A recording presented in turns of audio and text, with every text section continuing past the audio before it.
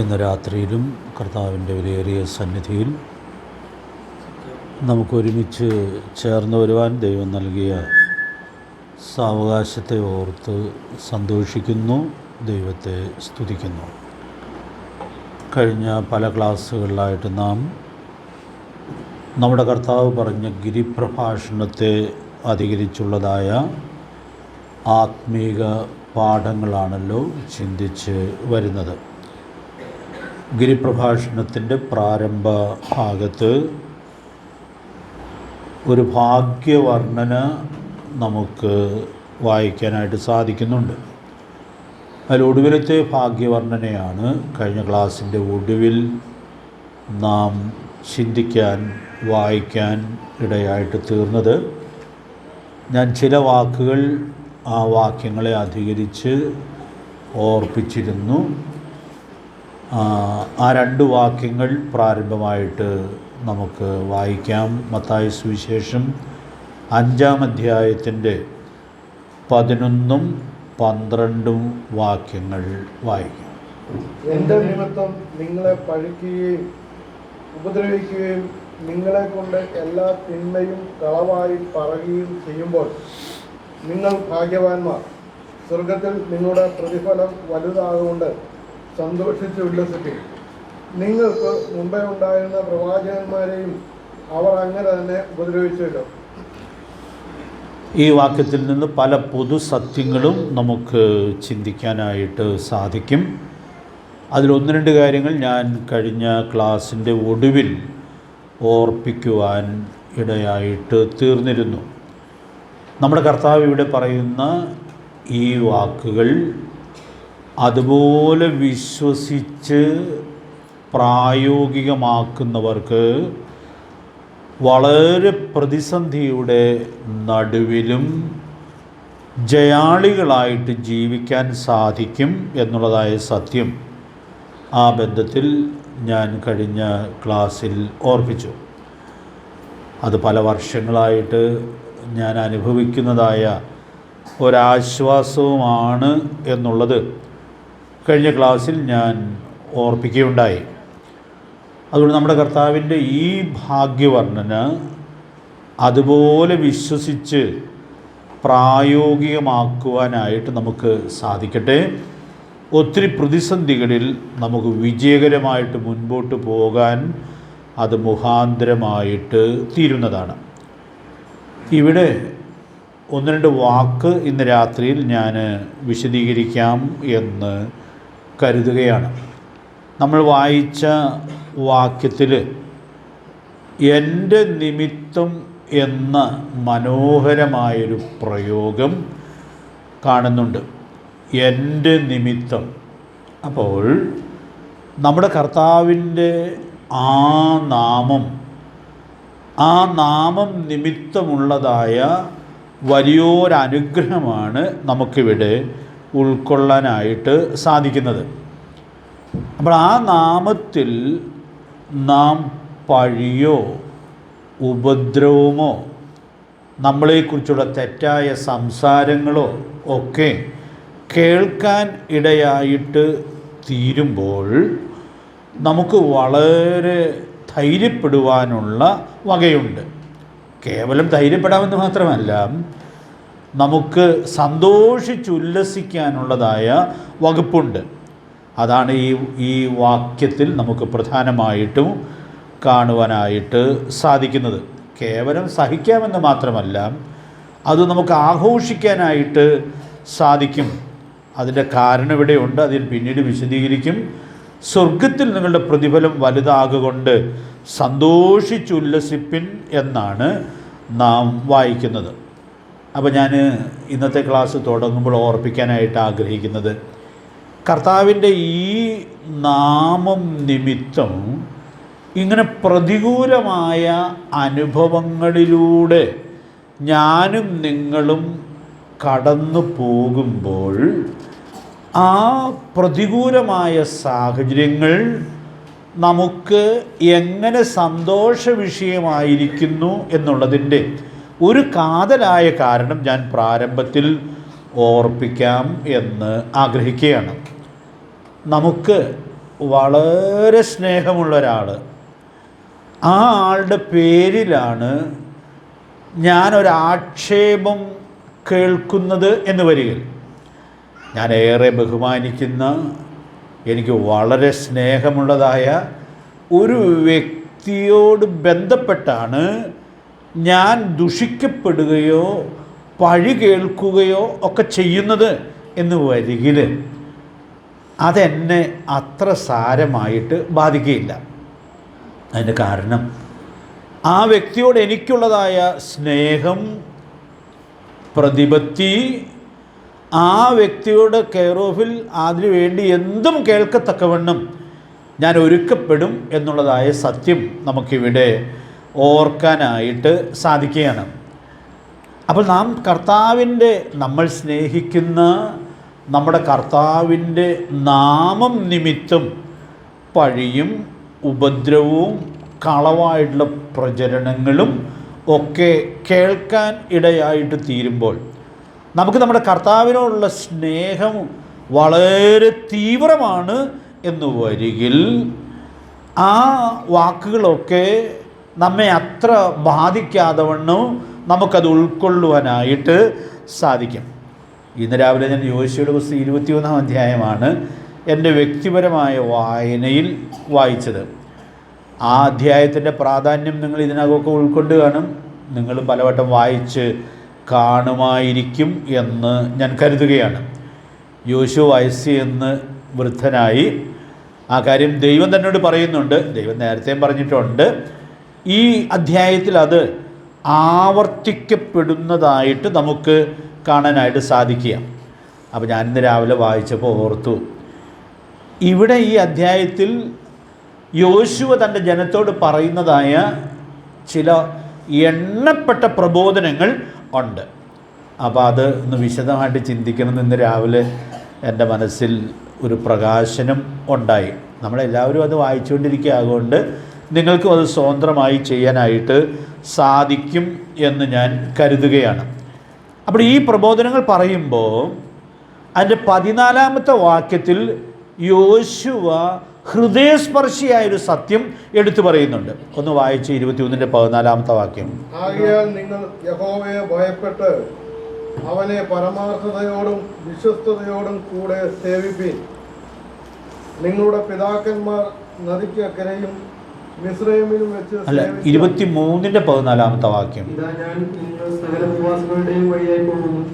നിങ്ങളുടെ ദൈവമായ യഹോവ നിങ്ങളെക്കുറിച്ച് അരുളി ചെയ്തിട്ടുള്ള സകല നന്മകളിലും വെച്ച് ഒന്നിനും വീഴ്ച വന്നിട്ടില്ലെന്ന് നിങ്ങൾക്ക് പൂർണ്ണ ഹൃദയത്തിലും പൂർണ്ണ മനസ്സിലും ബോധ്യമായിരിക്കുന്നു. അപ്പോൾ അവിടെ ആ വാക്യത്തിൻ്റെ തുടക്കത്തിൽ യോശുവ പറയുകയാണ്, ഇതാ ഞാൻ ഇന്ന് സകല ഭൂവാസികളുടെയും വഴിയായി പോകുന്നു.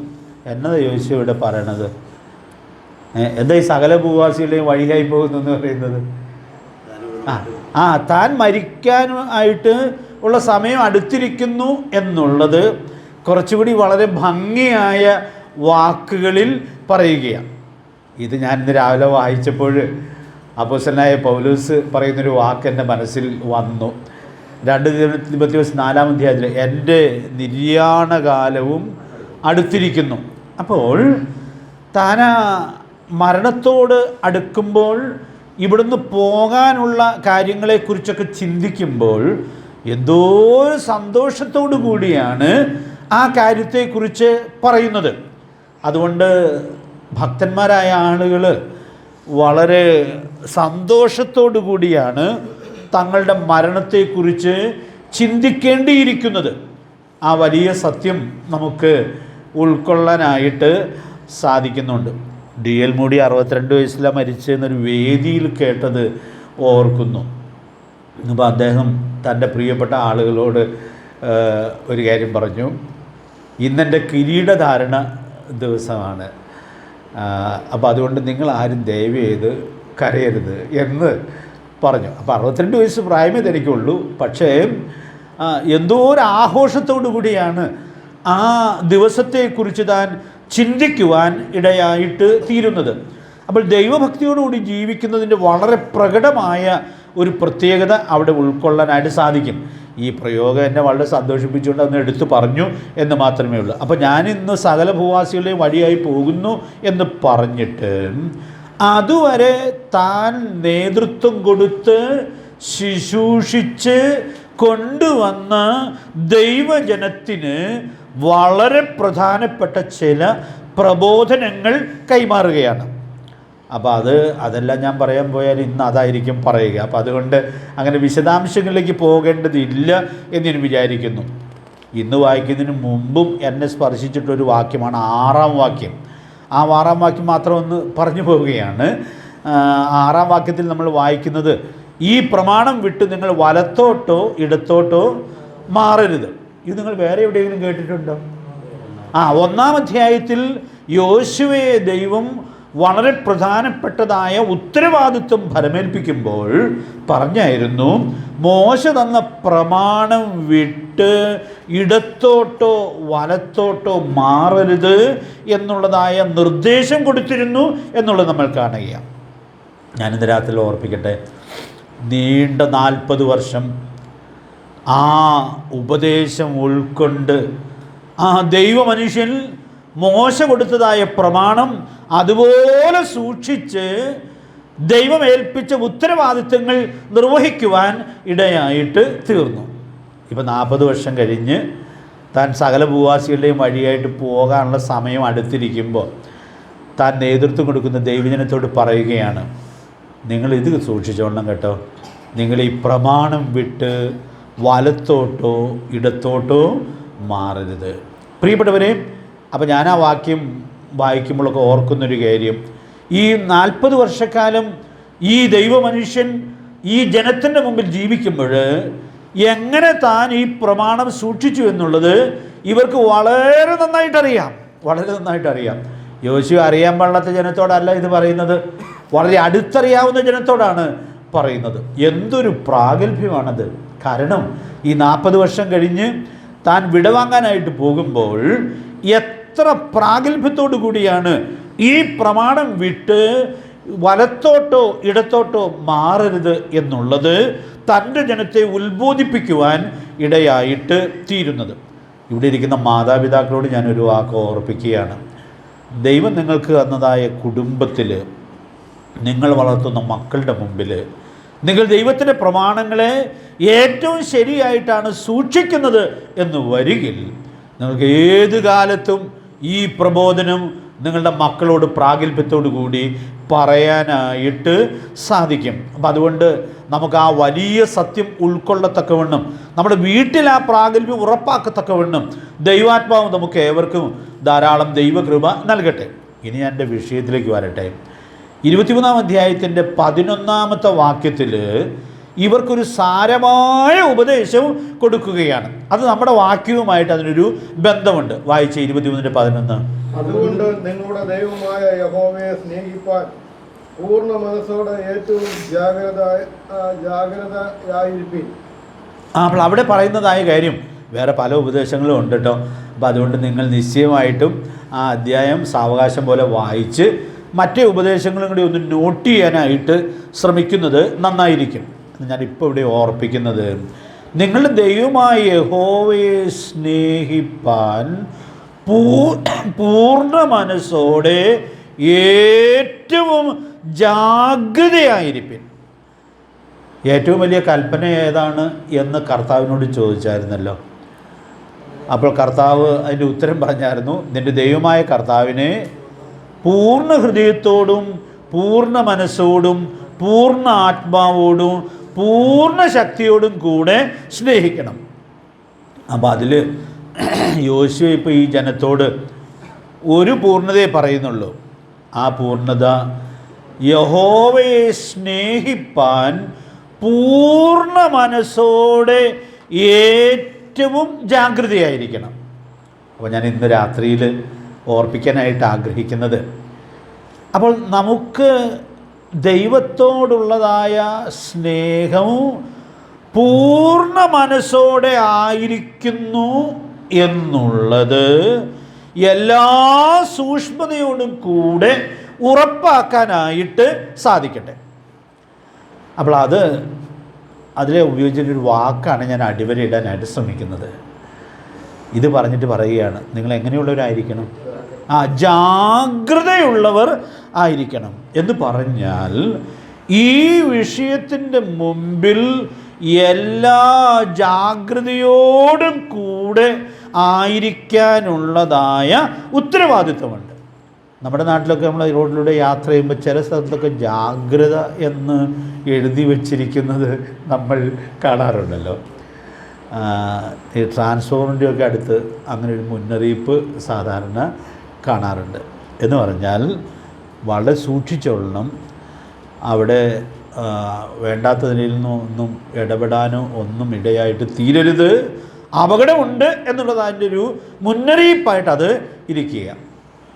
ഞാനിന്ന് രാത്രി ഓർപ്പിക്കട്ടെ, നമ്മുടെ പ്രാണപ്രിയനോടുള്ളതായ നമ്മുടെ സ്നേഹത്തിൽ നിന്ന് നമ്മെ പിടിച്ചു മാറ്റാനായിട്ട് ശത്രുവായ പിശാച് വളരെ തന്ത്രപൂർവ്വം ശ്രമിക്കും. കാരണം നമ്മെ സ്നേഹിച്ച നമ്മുടെ കർത്താവിനെ അങ്ങനെ പൂർണ്ണ ഹൃദയത്തോടെ നമ്മൾ സ്നേഹിക്കുന്നത് ശത്രുവായ പിശാചിന് തീരെ താല്പര്യമുള്ള കാര്യമല്ല. അപ്പം അതുകൊണ്ട് നമ്മെ ആ സ്നേഹത്തിൽ നിന്ന് വ്യതിചലിപ്പിക്കുവാനായിട്ട് ശത്രു വളരെ ശ്രമിക്കും. അപ്പം അതുകൊണ്ട് നമ്മൾ ജാഗ്രതയായിരിക്കണം. നമ്മുടെ സ്നേഹം, നമ്മുടെ പ്രാണപ്രിയനോടുള്ളതായ സ്നേഹം, അത് പൂർണ്ണ മനസ്സോടെ ആയിരിക്കുന്നു എന്നുള്ളത് എല്ലാ സൂക്ഷ്മതയിലും ഉറപ്പുവരുത്തുവാനായിട്ട് സാധിക്കട്ടെ. ഞാൻ ഈ വാചകങ്ങൾ പറയുമ്പോൾ ഒരു വാക്യം നിങ്ങളുടെ മനസ്സിൽ വന്നു കാണുമായിരിക്കുമെന്നാണ് എൻ്റെ വിചാരം. 2 Corinthians 11 3 വാക്യത്തിൽ സർപ്പം ഹവ്വയെ ഉപായത്താൽ ചതിച്ചതുപോലെ നിങ്ങളുടെ മനസ്സ് ക്രിസ്തുവിനോടുള്ള നിർമ്മലതയും ഏകാഗ്രതയും വിട്ട് വഷളായി പോകുമോ എന്ന് ഞാൻ ഭയപ്പെടുന്നു. 2ാം വാക്യം നമുക്ക് എല്ലാവർക്കും അറിയാമല്ലോ. ക്രിസ്തു എന്ന ഏക പുരുഷന് നിങ്ങളെ നിർമ്മല കന്യയായി ഏൽപ്പിപ്പാൻ വിവാഹ നിശ്ചയം ചെയ്തിരിക്കുന്നു. അതുകൊണ്ട് പ്രിയപ്പെട്ടവരെ, നാം യേശുക്രിസ്തുവുമായുള്ള ബന്ധത്തിലേക്ക് വന്നപ്പോൾ എന്തോരം ശ്രേഷ്ഠമേറിയ ആഴമേറിയ ബന്ധത്തിലേക്കാണ് വന്നത്. അപ്പം അതുകൊണ്ട് നമ്മുടെ പ്രാണപ്രിയനിൽ നിന്ന് നമ്മൾ മനസ്സുകൊണ്ട് ഒരിക്കലും അകന്നു പോകുന്നില്ല എന്നുള്ളത് എല്ലാ സൂക്ഷ്മതയോടും കൂടി എപ്പോഴും ഉറപ്പുവരുത്താം. ദൈവാത്മാവ് നമ്മെ സഹായിക്കട്ടെ. നമുക്കതിൽ ജാഗ്രതയുള്ളവർ ആയിരിക്കാം. റോമലേഖനം 8ാം അധ്യായത്തിൽ അപ്പോസ്തലനായ പൗലോസ് പറയുന്നുണ്ട്, ഈ സ്നേഹത്തിൽ നിന്ന് വേർപിരിപ്പാൻ ഒന്നിനും കഴിയുകയില്ലെന്ന് പറഞ്ഞ് ഒരു ദീർഘമായ പട്ടിക ദൈവത്തിൻ്റെ ദാസൻ അവിടെ നിരത്തുന്നതായിട്ട് നമുക്ക് കാണുവാൻ കഴിയുന്നുണ്ട്. മരണത്തിനോ ജീവനോ ദൂതന്മാർക്കോ എന്ന് പറഞ്ഞ് ഒരു ദീർഘമായ പട്ടിക ദൈവാത്മാവ് അവിടെ രേഖപ്പെടുത്തുകയാണ്. അതുകൊണ്ട് പ്രിയപ്പെട്ടവരെ, ഇന്ന് രാത്രിയിൽ ഞാൻ ഈ വാക്കുകൾ പറയുമ്പോൾ, നാം ഈ വാക്യം ചിന്തിക്കുമ്പോൾ, നമ്മുടെ പ്രാണപ്രിയനുള്ളതായ സ്നേഹം അതതിൻ്റെ പൂർണ്ണ മനസ്സോടെ സൂക്ഷിക്കപ്പെടുന്നു എന്നുള്ളത് എല്ലാ പരമാർത്ഥതയിലും ഉറപ്പുവരുത്താനായിട്ട് സാധിക്കട്ടെ. ഇതിനൊരു പ്രായോഗികതയാണ്. T.K. സാമുവൽ എഴുതിയൊരു പാട്ടിൽ നമ്മൾ ഇടയ്ക്കിടയ്ക്ക് ഓർക്കാറുള്ളത്, നിന്നേക്കാൾ സ്നേഹിപ്പാൻ എന്നുടെ ആയുസ്സിൽ ഒന്നുമുണ്ടാകല്ലേ കർത്താവേ. അതങ്ങനെ നമുക്ക് എപ്പോഴും ഉറപ്പുവരുത്തി ജീവിക്കാം. അപ്പോൾ ഇനി നമ്മുടെ വാക്യത്തിലേക്ക് വരാം. അപ്പോൾ നമ്മുടെ കർത്താവിൻ്റെ നാമത്തെ നാം പൂർണ്ണ ഹൃദയത്തോടെ പൂർണ്ണ മനസ്സോടെ സ്നേഹിക്കുന്നവരാണ് എന്ന് വരിക. ആ നാമത്തിലുള്ള പഴിയും ഉപദ്രവവും ഒക്കെ നമുക്കൊരു വേദനയായിരിക്കില്ല. കാരണം നമ്മെ സ്നേഹിച്ചവൻ നമുക്ക് വേണ്ടി ഒത്തിരി ത്യാഗം അനുഭവിക്കുവാനിടയായിട്ട് തീർന്നിട്ടുണ്ട്. നമ്മുടെ കർത്താവിൻ്റെ കഷ്ടാനുഭവ മരണം നമ്മോടുള്ള സ്നേഹത്തിൻ്റെ വലിയ പ്രദർശനമാണ്. നമ്മെല്ലാം ഞായറാഴ്ച അത് ഓർക്കുമല്ലോ. ക്രിസ്തു നാം പാപികളായിരിക്കുമ്പോൾ തന്നെ നമുക്ക് വേണ്ടി മരിക്കാൻ ദൈവം തനിക്ക് നമ്മോടുള്ള സ്നേഹത്തെ പ്രദർശിപ്പിച്ചിരിക്കുന്നു. അപ്പോൾ ആ സ്നേഹത്തിൻ്റെ മുമ്പിൽ ഒത്തിരി ത്യാഗമുണ്ട്. ഞാനിന്ന് പകൽ ഓർത്തു, ആ ത്യാഗത്തെക്കുറിച്ചുള്ള ഉൾക്കാഴ്ച ഒരു ദൈവം ഇതിനെ സ്വാധീനിക്കാനിടയായി തീർന്നാൽ, ഞാൻ സ്നേഹിക്കുന്ന കർത്താവിൻ്റെ നാമത്തിൽ ഞാൻ എന്ത് പഴി കേട്ടാലും എന്തെല്ലാം ഉപദ്രവം ഏൽക്കേണ്ടി വന്നാലും അത് എന്നെ സ്നേഹിച്ച് എനിക്ക് വേണ്ടി തന്നെത്താൻ ഏൽപ്പിച്ചു തന്ന എൻ്റെ കർത്താവിൻ്റെ നാമത്തിലാണ് എന്നുള്ളത് കൊണ്ട് അതെല്ലാം എൻ്റെ ആഘോഷ വിഷയമായിട്ട് തീരും. അതുകൊണ്ട് ഈ വാക്യം അതിൻ്റെ പൂർണ്ണമായ അളവിൽ ഒരു ദൈവ പൈതലിന് പ്രായോഗികമാക്കി ജീവിക്കാനായിട്ട് സാധിക്കണം എന്ന് വരികിൽ ഈ നാമത്തോടുള്ള സ്നേഹം അതിൻ്റെ പൂർണ്ണമായ അളവിൽ സൂക്ഷിക്കപ്പെടുന്നു എന്നുള്ളത് ഉറപ്പാക്കാനായിട്ട് സാധിക്കട്ടെ. ദൈവത്തിൻ്റെ പരിശുദ്ധാത്മാവ് നമുക്ക് ധാരാളം ദൈവകൃപ നൽകട്ടെ. ഇനി നമ്മൾ ഈ വാക്കിൻ്റെ അടുത്ത പ്രയോഗത്തിലേക്ക് വരാം എന്ന് വിചാരിക്കുകയാണ്. നമ്മൾ പുതിയ നിയമം വായിക്കുമ്പോൾ ഈ പ്രയോഗവും അതിനോട് ബന്ധപ്പെട്ടതായ പ്രയോഗങ്ങളും നമുക്ക് ധാരാളം പുതിയ നിയമത്തിൽ വായിക്കാനായിട്ട് സാധിക്കുന്നുണ്ട്. എൻ്റെ നാമം നിമിത്തം, പിന്നെ എൻ്റെ നിമിത്തം എന്നീ പ്രയോഗങ്ങളുടെ ആവർത്തനം നമുക്ക് ദൈവവചനത്തിൽ വായിക്കാനായിട്ട് സാധിക്കുക. അപ്പോൾ ഒരു വേദഭാഗം മാത്രം ഞാനൊന്ന് പറയുക. എൻ്റെ നാമം നിമിത്തം, എൻ്റെ നിമിത്തം എന്ന് പറയുന്നതായ ആ പ്രയോഗത്തിൻ്റെ മനോഹാരിത നമുക്ക് ഓർക്കാവുന്ന ഒരു വാക്യം നമുക്ക് ഓർത്തു പോകാം. മത്തായി 19-ാം അധ്യായത്തിൻ്റെ 29-ാമത്തെ വാക്യം വായിക്കാം. എന്റെ നാമനിമിത്തം വീടുകളെയോ സഹോദരന്മാരെയോ സഹോദരികളെയോ അപ്പനെയോ അമ്മയെയോ മക്കളെയോ നിലങ്ങളെയോ വിട്ടുകളഞ്ഞവനെ എല്ലാം 100 മടങ്ങ് ലഭിക്കും.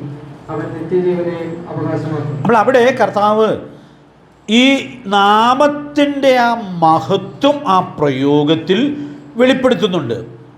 അപ്പോൾ എൻ്റെ നാമം നിമിത്തം, അപ്പോൾ ഈ വാക്യം നമ്മൾ പലപ്പോഴും ഓർക്കാറുള്ളൊരു വാക്യമാണ്.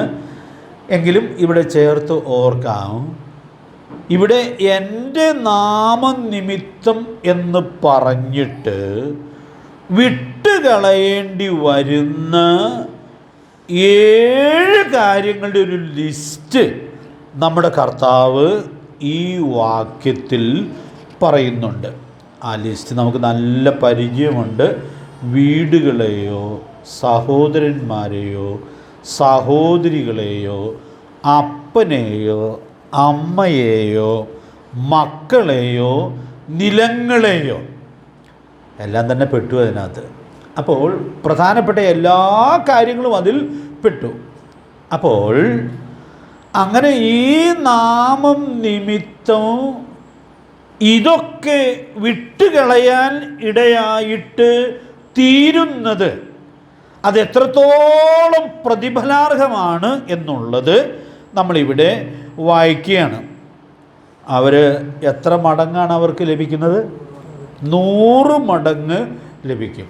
പിന്നെ ഒരെണ്ണോട് ഒരു കാര്യം പറയണ്ട്, നിത്യജീവനെയും ലഭിക്കും. ഇനി വേറെ ഒന്നും കിട്ടണ്ട, ഏത് കിട്ടിയാൽ മതി. ആ നിത്യജീവൻ കിട്ടുക എന്ന് പറഞ്ഞാൽ അത് എത്രയോ വലുതാണ്, എത്രയോ വലുതാണ്. അത് ധാരാളം മതി, ധാരാളം മതി. പ്രിയപ്പെട്ടവരെ, അത് മാത്രമല്ല, കർത്താവിൻ്റെ നാമത്തിന് വേണ്ടി എന്ത് വിട്ട് കളയുന്നതും 100 മടങ്ങ് ലഭിക്കത്തക്കവണ്ണം മുഖാന്തരമായിട്ട് തീരുന്നതാണ്. ഞാനെൻ്റെ ജീവിതത്തെ കുറിച്ചൊക്കെ വിലയിരുത്തുമ്പോൾ പലപ്പോഴും ഓർക്കാറുള്ളൊരു കാര്യമുണ്ട്. ഞാൻ കർത്താവിൻ്റെ സേവിക്കാനായിട്ടൊക്കെ തീരുമാനിച്ചപ്പോൾ ഒന്നും വിട്ടുകളഞ്ഞു എന്ന് പറയാനായിട്ടില്ല. ഞാൻ ചില സ്ഥലങ്ങളിലൊക്കെ പോകുമ്പോൾ സാക്ഷ്യം പറയുന്ന കൂട്ടത്തിൽ അത് പറയാറുണ്ട്. ഞാൻ മെനക്കെട്ട് നിന്നപ്പോൾ സുവിശേഷയിലേക്ക് വിളിക്കപ്പെട്ടതായ ആളാണ്. എന്ന് പറഞ്ഞാൽ പഠനം കഴിഞ്ഞു, പിന്നെ വേറൊരു ജോലിയിൽ പ്രവേശിക്കാൻ ഇടയാകുന്നതിന് മുമ്പ് കർത്താവ് വേലയ്ക്കായിട്ട് എന്നെ വിളിച്ചു, ആ ബോധ്യം തന്നു. അപ്പോൾ അതുകൊണ്ട് ഞാൻ പഠിക്കുന്ന കാലത്തൊക്കെ വിചാരിച്ചിട്ടുണ്ട് ഒരു ജോലിയൊക്കെ കിട്ടി പിന്നെ അതൊക്കെ രാജിവെച്ചിട്ട് സുവിശേഷ വേലയ്ക്ക് പോകാൻ പറ്റിയ നല്ലതായിരുന്നു എന്ന് വിചാരിച്ചിട്ടുണ്ട്. പക്ഷെ കർത്താവ് അത് അനുവദിച്ചില്ല. അപ്പോൾ അതുകൊണ്ട് ഈ മുന്തിരിത്തോട്ടത്തിലെ വേലക്കാരൻ്റെ ഉപഭോക്താവ് പറയുമ്പോൾ പറഞ്ഞല്ലോ, കുറച്ച് ആളുകളെ മെനക്കെട്ട് നിൽക്കുമ്പോൾ വിളിച്ച് മുന്തിരിത്തോട്ടത്തിൽ വേലയ്ക്ക് വരാനായിട്ട് പറഞ്ഞു. അപ്പം ഞാൻ അങ്ങനെ വന്നൊരു ആളാണ്. അതുകൊണ്ട് പ്രത്യേകിച്ച് ഒന്നും വിട്ടുകളഞ്ഞു എന്നൊന്നും പറയാനായിട്ടില്ല. പക്ഷെ ഞാൻ തിരിഞ്ഞു നിന്ന് അത്ഭുതപ്പെടുന്നൊരു കാര്യമുണ്ട്. ഈ ഒന്നും വിട്ടുകളയാത്ത ആൾ തന്നെ എന്തോരം നന്മകളാണ് ഈ നാമത്തിൽ അനുഭവിക്കുവാൻ ഇടയായിട്ട് തീർന്നത്. അപ്പോൾ വിട്ടുകളഞ്ഞവർക്കുള്ളതായ അനുഗ്രഹങ്ങളും നന്മകളും എത്രയോ അധികമായിരിക്കും എന്നുള്ളത് ഞാൻ ചേർത്ത് ഓർക്കാറുണ്ട്. പ്രിയപ്പെട്ടവരെ, ഞാനിന്ന് രാത്രിയിൽ ഓർപ്പിക്കാനായിട്ട് ആഗ്രഹിക്കുന്ന ഈ കാര്യം, ഇവിടെ കർത്താവ് പറയുകയാണ്, എൻ്റെ നാമം നിമിത്തം നിങ്ങൾക്ക് വിലപ്പെട്ടതെന്ന് വിചാരിക്കാവുന്നതിനെ വിട്ടുകളയുവാൻ ഇടയായിട്ട് തീരുന്നത് ഏറെ പ്രതിഫലാർഹമായിട്ടുള്ളതായ കാര്യമാണ്. അപ്പോൾ ഇതൊരാൾക്ക് വിശ്വസിക്കുവാനായിട്ട് സാധിക്കണം എന്ന് വരികിൽ ഇതെല്ലാം ഒരു തട്ടിൽ വെച്ചിട്ട് കർത്താവിൻ്റെ നാമത്തെ മറുതട്ടിൽ വയ്ക്കുമ്പോൾ തൂക്കക്കൂടുതൽ ഏത് തട്ടിനായിരിക്കും? ഇയാളുടെ വീക്ഷണത്തിൽ കർത്താവിൻ്റെ നാമം വഹിക്കുന്ന ആ തട്ടിനായിരിക്കും. ഞാനിന്ന് രാത്രി ഓർപ്പിക്കട്ടെ, നമ്മുടെ കർത്താവിൻ്റെ നാമം നിമിത്തം ഭൂമിയിൽ വിലപ്പെട്ടതെന്ന് തോന്നുന്നതായ എല്ലാ കാര്യങ്ങളെയും വിട്ടുകളയത്തക്കവണ്ണം ഈ നാമം നമുക്ക് വിലപ്പെട്ടതായിട്ട് തീരട്ടെ. അതുകൊണ്ട് ഈ ഉൾക്കാഴ്ച ഒരാളുടെ മനസ്സിൽ തട്ടിയാൽ, സുവിശേഷ വേലയ്ക്കിറങ്ങാൻ സമയത്ത് അത് എനിക്കതിൻ്റെ ആവശ്യം വന്നില്ലെങ്കിലും പിൽക്കാലത്തുള്ള ശുശ്രൂഷയിൽ എത്രയോ കാര്യങ്ങളെ കേവലം നിസാരമായി കണ്ട് വിട്ടുകളയാനുള്ള ദൈവകൃപ കർത്താവ് തന്നു എന്നുള്ളത് ഞാൻ വളരെ നന്ദിയോടുകൂടി ഓർക്കുകയാണ്. അതുകൊണ്ട് ഞാൻ ഇന്ന് രാത്രി പറയുന്ന കാര്യം നിങ്ങൾക്ക് മനസ്സിലായാൽ, നമ്മുടെ കർത്താവിനു വേണ്ടി എന്തും നഷ്ടപ്പെടുത്താനുള്ളതായ, എന്തും വിട്ടുകളയാനുള്ളതായ വലിയ ഉൾക്കാഴ്ചയിലേക്ക് നാം ഓരോരുത്തരും എത്തിച്ചേരുവാൻ ഇടയായിട്ട് തീരും. ഈ പ്രസംഗത്തിൽ തന്നെയുള്ളതായൊരു വാക്യം, നമുക്കെല്ലാം അറിയാവുന്നൊരു വാക്യം പ്രായോഗികമാകും. ആ ഉൾക്കാഴ്ചയിലേക്ക് വരുന്നവർ മുമ്പേ കർത്താവിൻ്റെ രാജ്യവും നീതിയും അന്വേഷിക്കും. അതുകൊണ്ട് പ്രിയപ്പെട്ടവരെ, ഈ നാമത്തിൻ്റെ മഹത്വം കണ്ട് അതിനുവേണ്ടി ത്യാഗപൂർണമായി ജീവിച്ച കോടിക്കണക്കിന് ആളുകൾ കഴിഞ്ഞ 20 നൂറ്റാണ്ടുകളുടെ ചരിത്രത്തിലുണ്ട്. അതുകൊണ്ട് നമുക്കും ഈ തലമുറയിൽ അങ്ങനെ കർത്താവിൻ്റെ നാമത്തിൻ്റെ വലിപ്പവും മഹത്വവും കണ്ട് ജീവിക്കാനുള്ള പദവിയിലേക്ക് ദൈവം നമ്മെ കൊണ്ടുവന്നിരിക്കുന്നു എന്നുള്ളത് കൊണ്ട് ആ പദവിയെ പ്രയോജനപ്പെടുത്തി ജീവിക്കേണ്ടതിന് ദൈവാത്മാവ് നമുക്ക് ഏവർക്കും ധാരാളം ദൈവകൃപ നൽകട്ടെ. എൻ്റെ നാമം നിമിത്തം. ഞാൻ ഈ വാക്യം പറയുമ്പോഴൊക്കെ ഇന്ന് നിത്യതയിൽ വിശ്രമിക്കുന്ന ഡോക്ടർ നാരായണൻ നമ്പൂതിരിപ്പാട് പറഞ്ഞൊരു സാക്ഷ്യം ഓർക്കാറുണ്ട്. നമ്മുടെ അടുത്ത് ഈ മൂവാറ്റുപുഴയിൽ വന്ന അദ്ദേഹം ഒരു യോഗത്തിൽ സംസാരിക്കുമ്പോഴാണ് ആ സാക്ഷ്യം പറഞ്ഞത്. അപ്പോൾ അന്ന് അദ്ദേഹം ഈ വാക്യം ഉദ്ധരിച്ചിട്ട് ഒരു സത്യം പറഞ്ഞു. താൻ കർത്താവിനെ അറിഞ്ഞ് പിന്നെ കർത്താവിനെ ജലത്തിൽ സാക്ഷിച്ചൊക്കെ വേർപെട്ട് വന്നപ്പോൾ തനിക്കുണ്ടായിരുന്ന ബന്ധുക്കളെയും സ്വന്തക്കാരെയും എല്ലാം നഷ്ടപ്പെടാനിടയായിട്ട് തീർന്നു. അവർക്കെല്ലാം ഭയങ്കര എതിർപ്പായിരുന്നു. അപ്പം അന്ന് അദ്ദേഹം ആ സാക്ഷ്യം പറയുമ്പോൾ പറഞ്ഞു, ഞാൻ ഈ വചനപ്രകാരം കർത്താവിൻ്റെ നാമം നിമിത്തം എല്ലാം വിട്ടുകളഞ്ഞ് പോകുന്ന ഒരാളാണ്. പിന്നെ പറഞ്ഞൊരു വാചകം ഒരർത്ഥത്തിൽ എന്നെ കോരിത്തരിപ്പിച്ചതായൊരു വാചകമാണ്. എനിക്ക് ലോകത്തിൽ ഏത് ഭൂഖണ്ഡത്തിൽ ചെന്നാലും എൻ്റെ അപ്പനെയും അമ്മയും പോലെ, എൻ്റെ സഹോദരന്മാരെയും സഹോദരിമാരെയും പോലെ എന്നെ സ്വീകരിച്ച് സ്നേഹിക്കാനായിട്ട് 100 കണക്കിന് ഭക്തന്മാരെ ദൈവം ഒരുക്കിയിട്ടുണ്ട്. ഞാൻ ആ വാക്കുകൾ വളരെ കോരിത്തരിപ്പോടുകൂടിയാണെന്ന് കേൾക്കാൻ ഇടയായിട്ട് തീർന്നത്. ഞാനിന്ന് രാത്രി ഓർപ്പിക്കട്ടെ, നമ്മുടെ കർത്താവിൻ്റെ നാമം നിമിത്തം എന്ത് നഷ്ടപ്പെടുന്നതും ലാഭമാണ്. അതുകൊണ്ട് പ്രിയപ്പെട്ടവരെ, ആ വലിയ ഉൾക്കാഴ്ച ദൈവാത്മാവ് നമ്മുടെ ഹൃദയത്തിൽ തന്നാൽ അത് പ്രായോഗികമാക്കി നമുക്ക് ജയാളികളായിട്ട് ജീവിക്കുവാൻ സാധിക്കും. ദൈവാത്മാവ് അതിനാവശ്യമായ ദൈവകൃപ നമുക്കെല്ലാവർക്കും നൽകട്ടെ.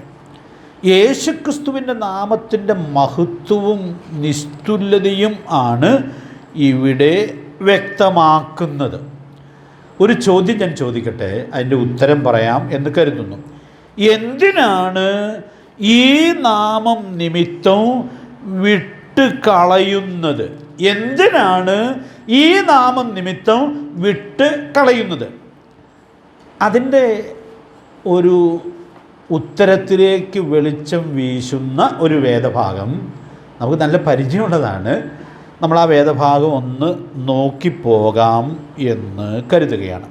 ലൂക്കോസ് സുവിശേഷം 9-ാം അധ്യായത്തിൻ്റെ 57 മുതൽ 61 വരെയുള്ളതായ വാക്യങ്ങൾ നമ്മൾ വായിക്കുമ്പോൾ ഈ എന്തിനിത് വിട്ടുകളയുന്നു എന്നുള്ളതിൻ്റെ ആ അർത്ഥത്തിലേക്ക് ഈ വേദഭാഗം വിരൽ ചൂണ്ടുന്നതായിട്ട് നമ്മൾ കാണുന്നുണ്ട്. ഇപ്പോൾ നമ്മൾ ആ വാക്യങ്ങളെല്ലാം വായിക്കുന്നില്ല, എല്ലാം നമുക്കിന്ന് ചിന്തിച്ച് തീർക്കാൻ പറ്റുകയുമില്ല. അപ്പോൾ അതുകൊണ്ട് നിങ്ങൾ അടുത്ത ദിവസം വരുമ്പോൾ ഈ വാക്യങ്ങൾ ഒന്ന് വായിച്ച് ധ്യാനിച്ചുകൊണ്ട് വന്നാൽ നമുക്ക് ഇത് കൂടുതൽ സൂക്ഷ്മതയോടുകൂടി ഉൾക്കൊള്ളാനായിട്ട് സാധിക്കും. പ്രത്യേകിച്ച് അതിൻ്റെ 58 മുതലുള്ള വാക്യങ്ങളിലാണ് ഇത് വിശദീകരിക്കപ്പെടുന്നത്. അപ്പോൾ അതുകൊണ്ട് മിക്കവാറും ഈ വാക്യങ്ങൾ നമുക്ക് മനഃപ്പാഠമാണ്, എങ്കിലും ഒന്നുകൂടി ഒന്ന് പരിചയപ്പെട്ട് വരാനായിട്ട് ശ്രമിച്ചോളൂ. അപ്പോൾ അവിടെ നമ്മൾ കാണുന്നതായ കാര്യം, ഒരു കാര്യം പറയാതെ ആദ്യത്തെ കാര്യം പറയാൻ പറ്റില്ലാത്തതുകൊണ്ട് പറയുകയാണ്. ഒരാളോട് കർത്താവ് പറഞ്ഞു, നീ എന്നെ അനുഗമിക്കാനായിട്ട് പറഞ്ഞു. അത് വളരെ പ്രസിദ്ധമാണ്, പ്രസംഗകരൊക്കെ ഇടയ്ക്കിടയ്ക്ക് പറയാറുള്ളതാണ്. അവനെന്നാ പറഞ്ഞത്? ഞാൻ എൻ്റെ അപ്പനെ അടക്കിയിട്ട് വരാം എന്ന് പറഞ്ഞു. അപ്പം മരിച്ചെടുക്കായതുകൊണ്ടൊന്നുമല്ല, അപ്പൻ്റെ കാലം കഴിഞ്ഞാൽ ഞാൻ നിന്നെ അനുഗമിക്കാം. കാരണം നിന്നെ അനുഗമിക്കാനായിട്ട് അപ്പൻ അനുകൂലമല്ല. അങ്ങനെയുള്ള എത്രയോ പേരെ കണ്ടിട്ടുണ്ട്. കഴിഞ്ഞ നാളുകളിൽ എൻ്റെ സുവിശേഷവൽക്കരണ വഴിയിൽ തന്നെ അപ്പൻ തടസ്സമായതുകൊണ്ട് കർത്താവിനെ അനുഗമിക്കാനായിട്ട് കഴിയാതെ പോയിട്ടുള്ള അനേകരെ കണ്ടിട്ടുണ്ട്.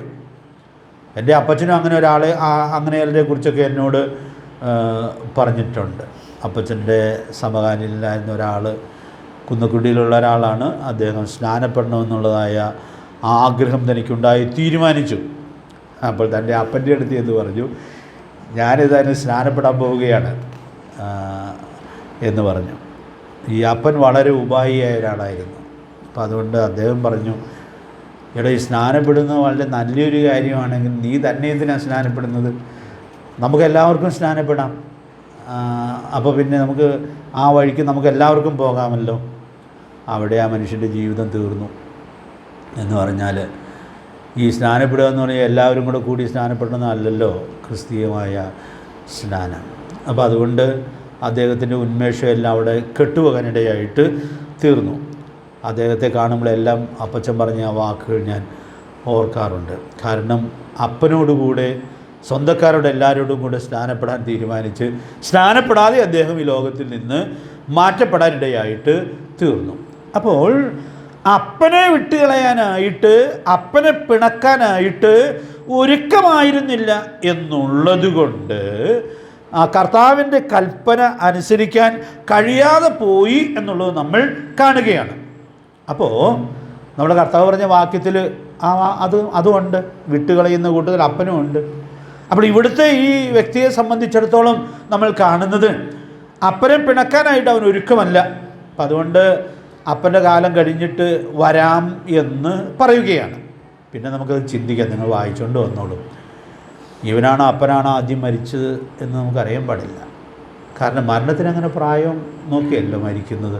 അപ്പോൾ അതുകൊണ്ട് ചിലപ്പോൾ അപ്പനെ അടക്കുന്നതിന് മുമ്പ് ഇവൻ പോയി കളഞ്ഞിരിക്കാനുള്ളതായ സാധ്യതയുമുണ്ട്. സ്വാഭാവികമാണത്. അപ്പം അതുകൊണ്ട് ഞാൻ അവിടെ ഒരു സന്ദേശം കൈമാറുകയാണ്.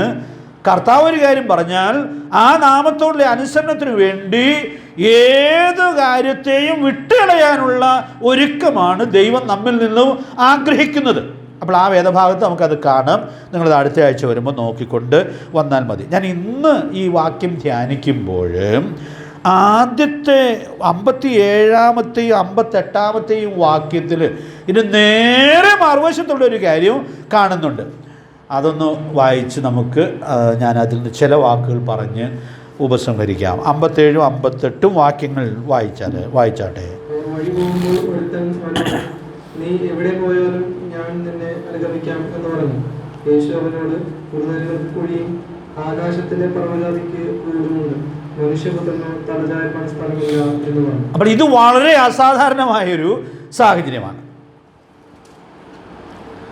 അടുത്ത വാക്യത്തിൽ ഇനി നമ്മൾ വായിക്കുന്നത്, എന്നെ അനുഗമിക്കാമെന്ന് കർത്താവ് അവനോട് പറഞ്ഞു, അവൻ വന്നില്ല. ശിവൻ താരതമ്യനെക്കുറിച്ച് നല്ലയാളായിട്ടല്ലേ നമുക്ക് തോന്നുക?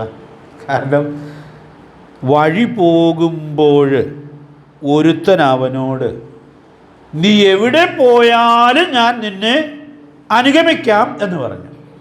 എന്ത് സമർപ്പണമാണ്, എന്ത് ഉത്സാഹമാണ്. പക്ഷെ കർത്താവ് അവനോട് എന്താ ഉത്തരം പറഞ്ഞത്?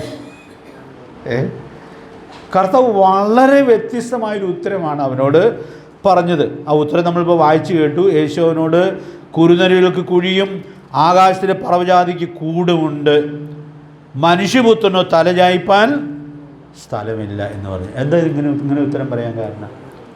അതിനൊരു കാരണമുണ്ട്. കാരണം നമുക്കിങ്ങനെ ഉത്തരം പറയാൻ വിഷമമാണ്.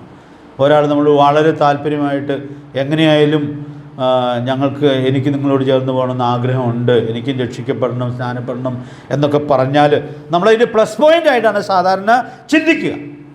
പക്ഷേ ഇവിടെ നമ്മുടെ കർത്താവിനോടാണ് എന്നുള്ളത് കൊണ്ട് അവൻ്റെ വാക്കുകൾ മാത്രമല്ല കർത്താവിന് അറിയാവുന്നത്, പിന്നെ കർത്താവിന് എന്തും കൂടി അറിയാം. അവൻ്റെ ഉള്ളിലിരിപ്പ് എന്താണ് എന്നുള്ളത് നമ്മുടെ കർത്താവിന് വളരെ കൃത്യമായിട്ടും അറിയാം.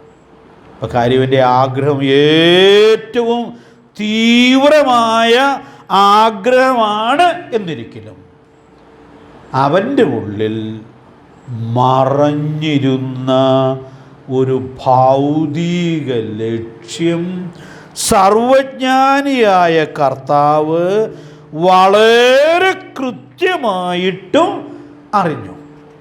കാരണം ഇവിടെ പോയാലും അനുഗമിക്കാം എന്നൊക്കെ അവൻ പറഞ്ഞത് ആത്മീയ താല്പര്യത്തിലല്ല, പിന്നെ ഭൗതികമായ താല്പര്യത്തിലാണ്.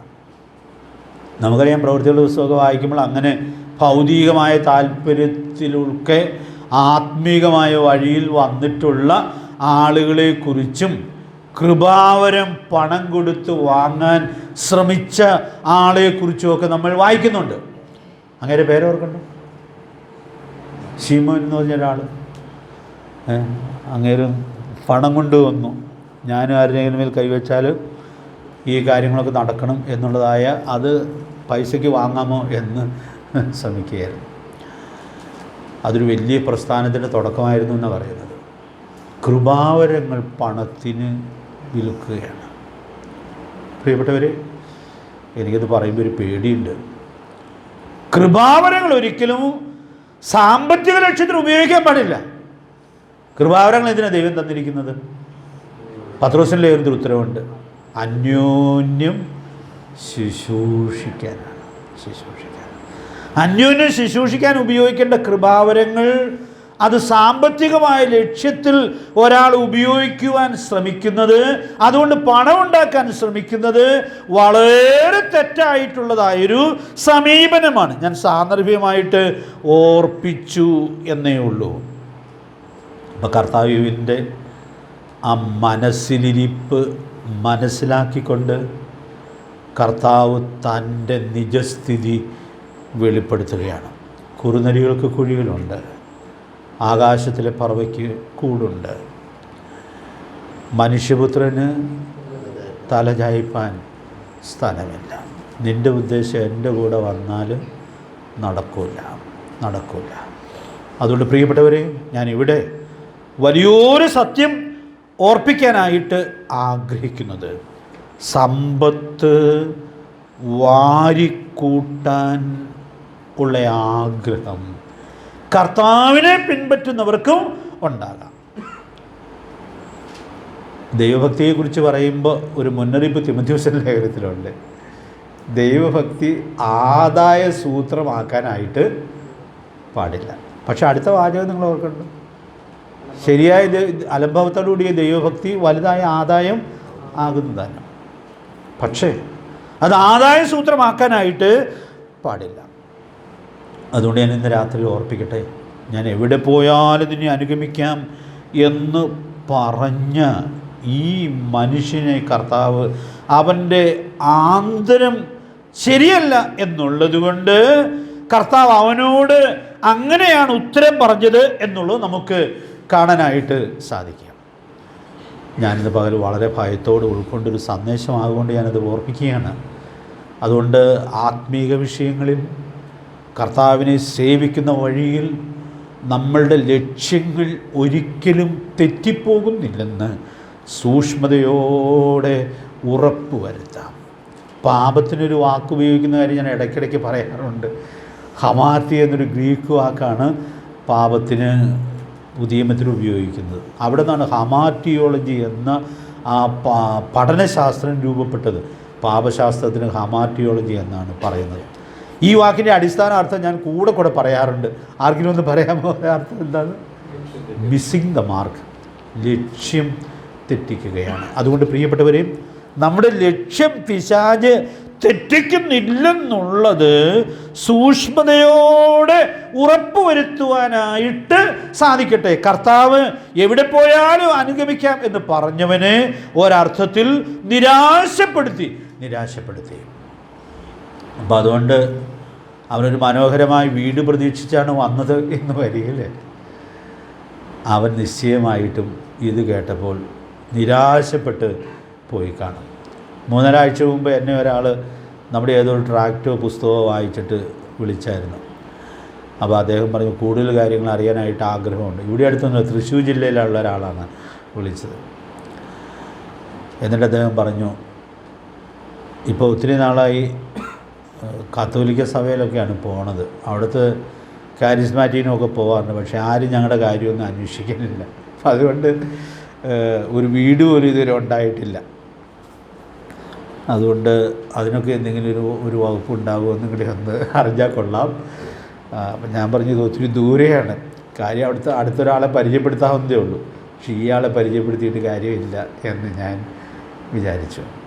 കാരണം തെറ്റായ ആന്തരത്തിൽ ആത്മീകമായ അന്വേഷണങ്ങളിൽ വന്നു പോകുന്നതിനുള്ളതായ വലിയ സാധ്യതയുണ്ട്. അതുകൊണ്ട് അതിൽ നമ്മൾ പെട്ടുപോകാതിരിക്കട്ടെ. ഞാനിവിടെ ഒരു ഭക്തനായ മനുഷ്യൻ്റെ കാര്യം പറഞ്ഞ് അവസാനിപ്പിക്കേണ്ടിയിരിക്കുന്നു. കർത്താവ് നമ്മെ സഹായിക്കട്ടെ.